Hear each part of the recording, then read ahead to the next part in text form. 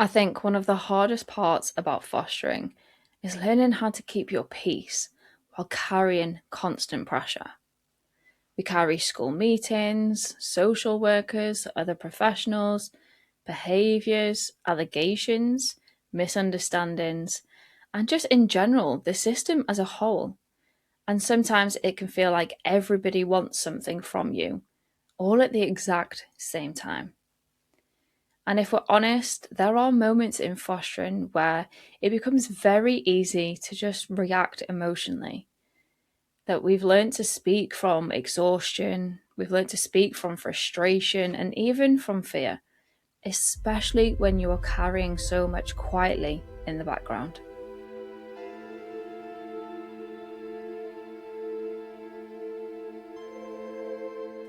In this episode, I want us to look at something really powerful as we continue to dive deeper into Proverbs 31. Proverbs 31:26, it says, "She opens her mouth with wisdom, and the teaching of kindness is on her tongue." I think this verse has so much to teach us as foster carers. Not about becoming quieter, not about becoming passive, but about learning how to lead calmly, speak wisely, and remain emotionally steady, even through that pressure. One thing I've noticed from my own growth journey and from others inside the community is that wisdom doesn't usually sound the loudest in the room. It sounds steady. And foster carers, they often find themselves inside emotionally heightened situations. We find ourselves dealing with dysregulated children, professionals, decisions being changed or even made without our involvement. We have to deal with miscommunication, and that leads us to becoming emotionally heightened too. And when that pressure rises, many people begin speaking from emotion rather than wisdom. But Proverbs 31, it paints a whole different picture. She opens her mouth with wisdom. Not panic, not chaos, not reaction, but wisdom. It's for us to learn and to understand that wisdom sounds completely different to what we've been used to living in, what we've been used to dealing with. I truly feel like this matters deeply because calm leadership is often misunderstood, especially for women. Sometimes people assume that if you're calm, you're weak. If you're passive, you're not advocating enough. But calm is not weakness. Calm is actually emotional strength under control. And foster carers, we need to learn that because children need regulated adults. Not perfect adults, not emotionless adults, but emotionally safe adults. And I think some carers have spent so long just simply surviving pressure that you no longer realise how dysregulated you've become yourself. And it's not because you're a bad carer, but because you've been carrying too much for too long.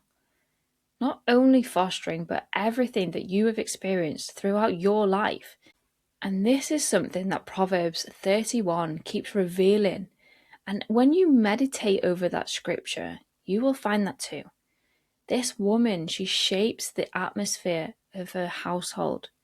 She shapes it through her wisdom, through her steadiness, through her intentionality, through the way that she speaks.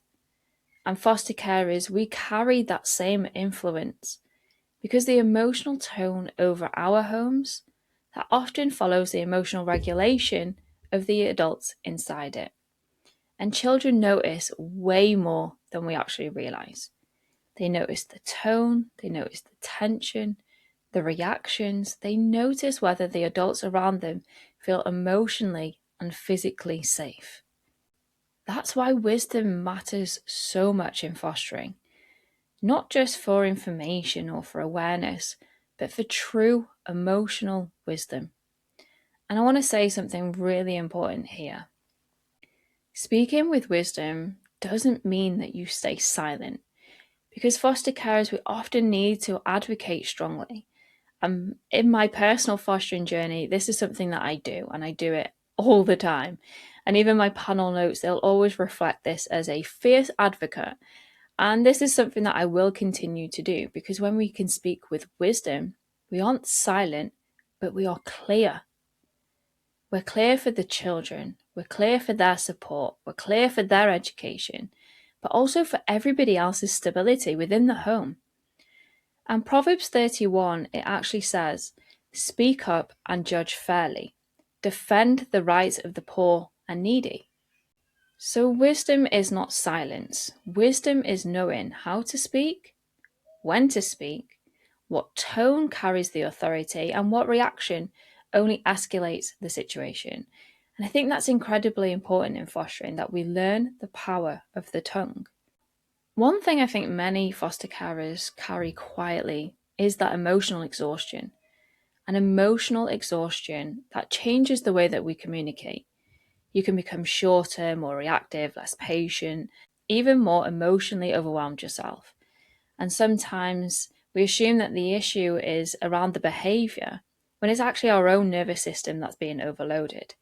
And this is why sustainable fostering matters so much, because wisdom becomes harder to access when you're constantly emotionally depleted. This is one of the reasons why I care so deeply around supporting foster carers, because healthy homes do not happen accidentally. They require emotionally supported adults.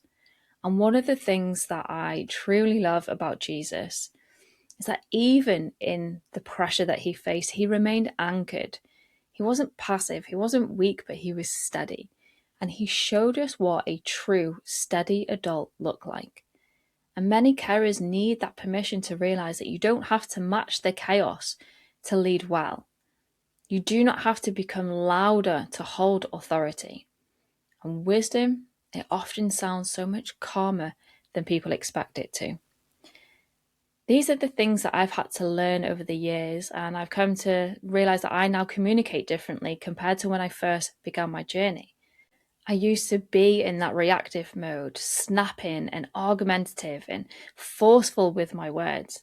But now I've learned to steward my home through wisdom. I communicate so differently now. And although I don't have control over the outcomes, I know that I have control over how I communicate. And I just pass that over to God then. I communicate what I need to with the other professionals around, and I just give it back to God. And when we can hold it back into scripture and pulling it back into Proverbs 31:26, it says she opens her mouth with wisdom, and the teaching of kindness is on her tongue. And I just love that kindness and wisdom, they sit together, because truth without kindness, that can become a wound. But kindness without wisdom, that also can't lead. So I'm going to challenge you today with a question, and just let me know your answers in the comment section below. What atmosphere is my communication creating inside my home? Are you creating fear, pressure, or even tension? Or do your words create steadiness? Because children heal differently when they are around emotionally safe adults.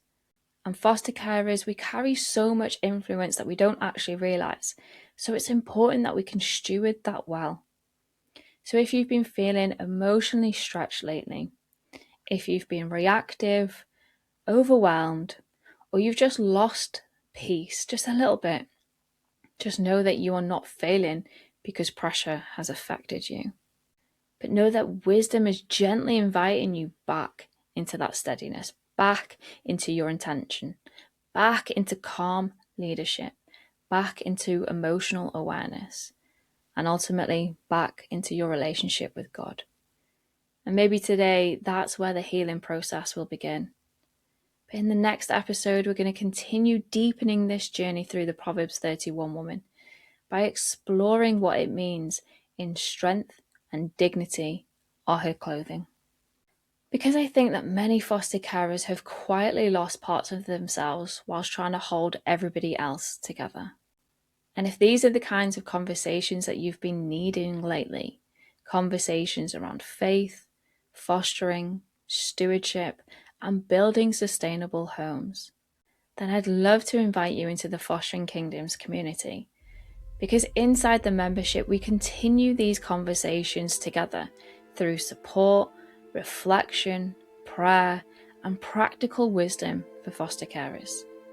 You can find all the information in the description below. And if today's episode resonated with you, make sure to give us a thumbs up and share it with a fellow foster carer who may need this gentle reminder too. And don't forget to subscribe to our channel for more conversations around faith, fostering, stewardship, emotional resilience, and building sustainable homes. And if you're not ready to leave yet, don't worry, we can hang out some more. I'll catch you in the next episode.